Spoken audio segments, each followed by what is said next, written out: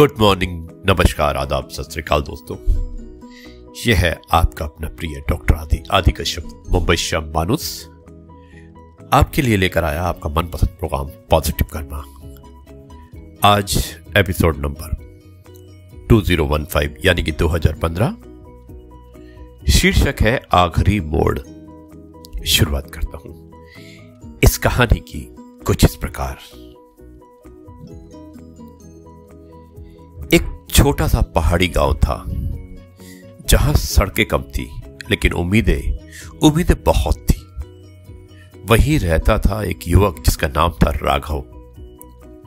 राघव बचपन से ही सपना देखता था कि वो यूपीएससी पास करके देश की सेवा करेगा, लेकिन जिंदगी हमेशा सपनों के हिसाब से नहीं चलती। पहली कोशिश फेल, दूसरी कोशिश दोबारा फेल, तीसरी कोशिश घर वालों का भरोसा भी हिलने लगा। गांव वाले कहने लगे ये लड़का सिर्फ किताबों में दिमाग खपाता रहेगा, घर की हालत कौन सुधारेगा। मां सिर्फ एक बात कहती कि बेटा, रास्ते तभी खत्म होते हैं जब हम चलना छोड़ देते हैं। लेकिन राघव थक चुका था, टूट चुका था। उसे लगा अब और नहीं। एक शाम वो उदास होकर नदी किनारे बैठा था। हवा में ठंडक थी। सामने कुछ बच्चे फुटबॉल खेल रहे थे।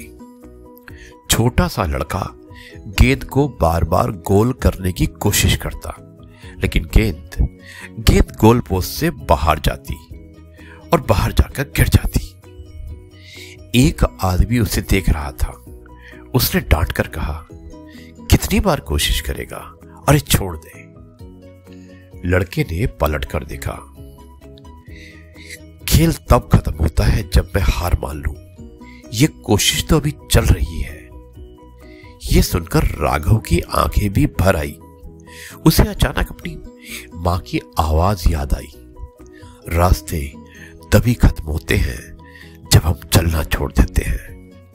वो उठा और आंसू पोंछे और वापस अपने कमरे में जाकर किताबें खोल दी। उस साल राघव ने अपनी हार नहीं मानी, अपनी सीखें गिनी। उसने समय को तोड़ा नहीं, समय को साधा। उसने गोल नहीं देखा, बस एक एक कदम पर ध्यान दिया। और एक दिन परिणाम आया। राघव ने ना सिर्फ यूपीएससी पास किया बल्कि टॉप 50 में जगह भी बनाई। गांव में जश्न था और मां की आंखों में गर्व। दोस्तों, जीत हमेशा आखिरी कोशिश के बाद नहीं आती। वो उस कोशिश के बाद आती है जिसे हम आखिरी समझकर छोड़ देते हैं। कभी कभी बस एक कदम और, एक सांस और, एक उम्मीद और, यही जिंदगी बदल देती है। इसलिए हिम्मत मत हारिए।